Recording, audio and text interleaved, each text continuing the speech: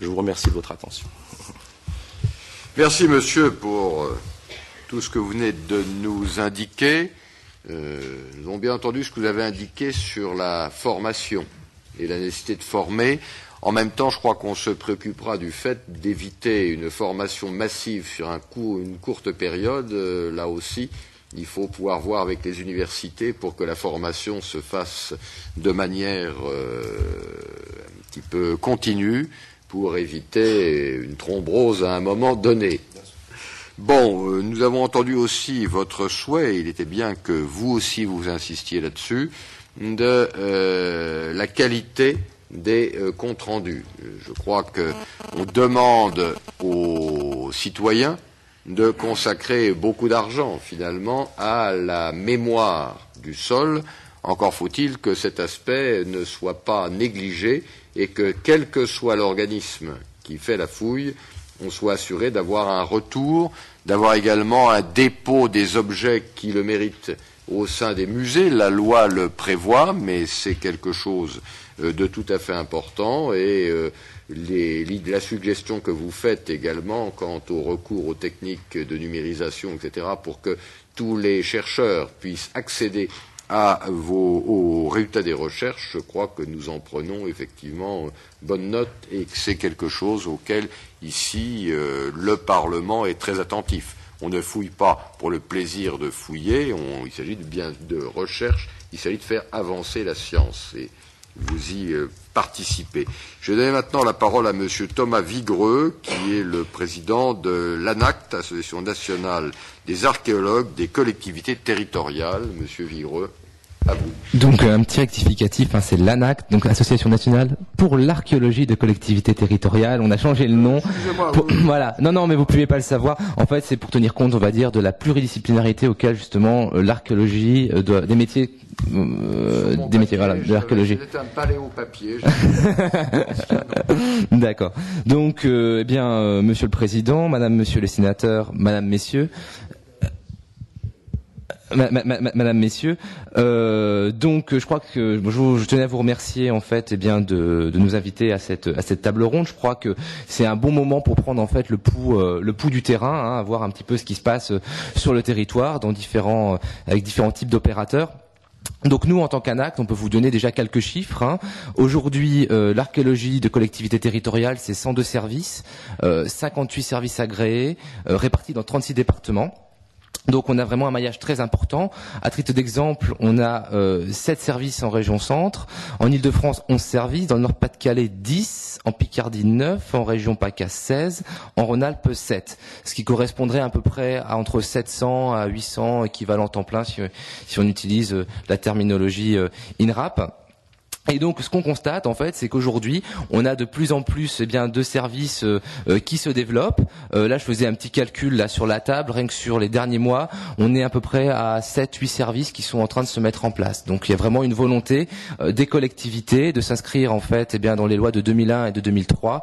Et ce qu'on constate aussi, c'est que ce développement se fait plutôt à l'échelle départementale et au niveau des communautés d'agglomération. Voilà. Alors un bref rappel en fait des fondements de l'archéologie de collectivité territoriale et de ses enjeux, en quelques mots. Donc on est bien dans la conciliation du patrimoine avec des exigences qui sont des exigences économiques, de développement et d'aménagement du territoire. Donc l'archéologie préventive aujourd'hui sur les territoires en fait s'inscrit de plus en plus dans des démarches de développement durable qui sont engagées en fait par des choix politiques.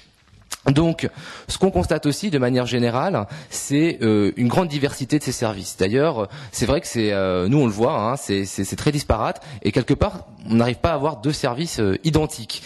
Alors, c'est une diversité qui est pour nous une richesse parce qu'elle reflète déjà la spécificité de chacun des territoires.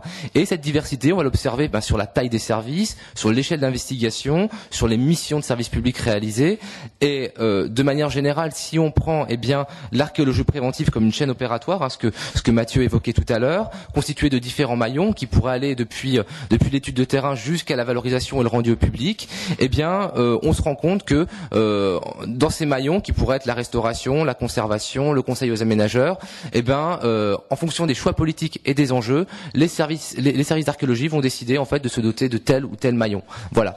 L'idée, quand même, dans l'archéologie de collectivité territoriale, c'est de faire une archéologie, je serais tenté de dire, sur mesure. Voilà.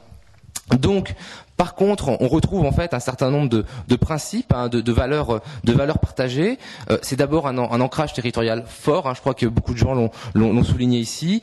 Une proximité avec les associations, avec les publics, avec les ensembles des acteurs d'un territoire, et une action qui est une action engagée sur le long terme.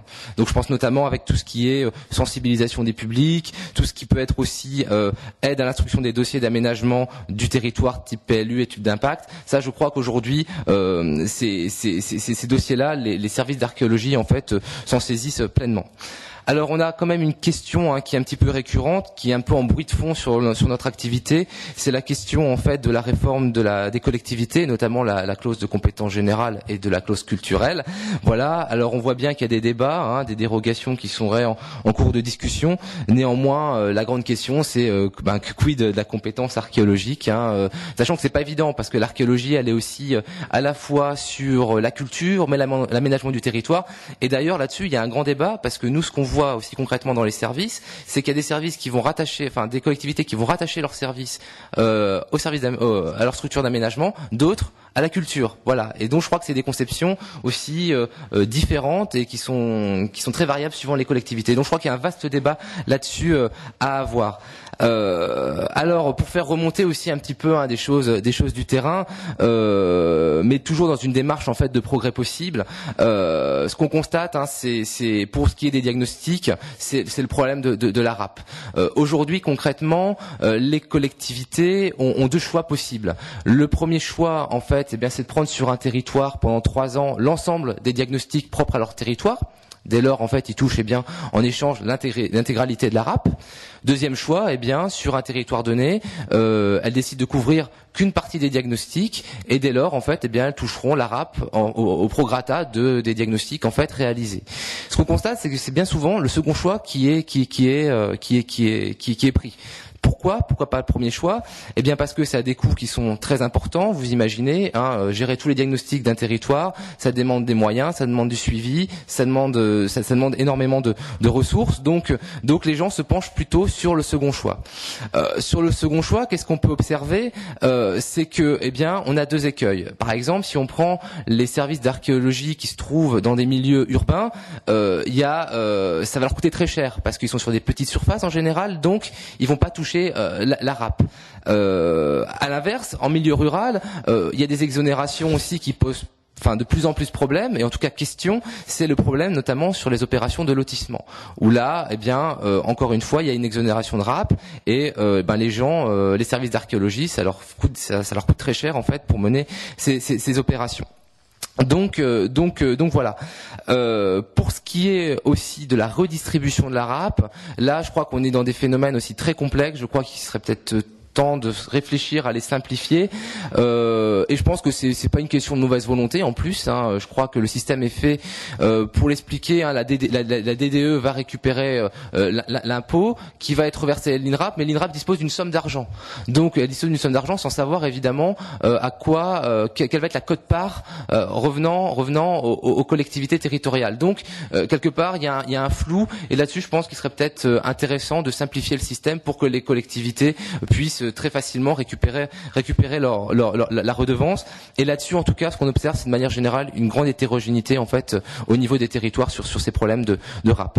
Au niveau des fouilles, c'est vrai que de plus en plus, on pourrait encourager en fait les groupements d'opérateurs qui pourraient permettre une réduction des coûts et des délais d'intervention.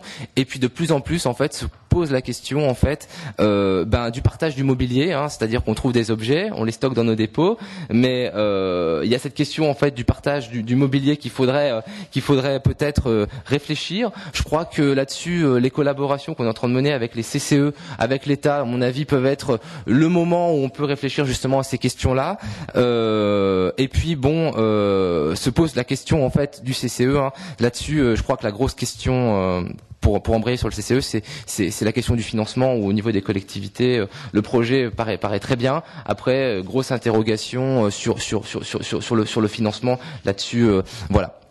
Donc au niveau des collaborations, ce qu'on observe sur les territoires, c'est qu'avec l'INRAP, on va plutôt dans le bon sens. Hein. On a des collaborations qui se font vraiment maintenant de manière assez facile sur des projets ponctuels. Hein. Donc collaboration sur des études, collaboration sur des projets culturels. Bref, sur le partage de la connaissance scientifique.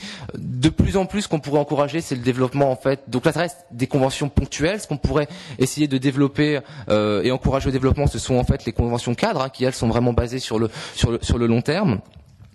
Par contre, c'est vrai que peut-être qu'on devrait plus développer aussi les collaborations avec le secteur privé. Là, c'est vrai que elles sont moins évidentes. Visiblement dans le Nord, ça se passe bien, mais sur d'autres territoires, ça se fait pas forcément. Faut-il encore qu'il y ait aussi des opérateurs sur le secteur où se trouvent les collectivités. Bon, bref, en tout cas, c'est des systèmes à réfléchir. Voilà.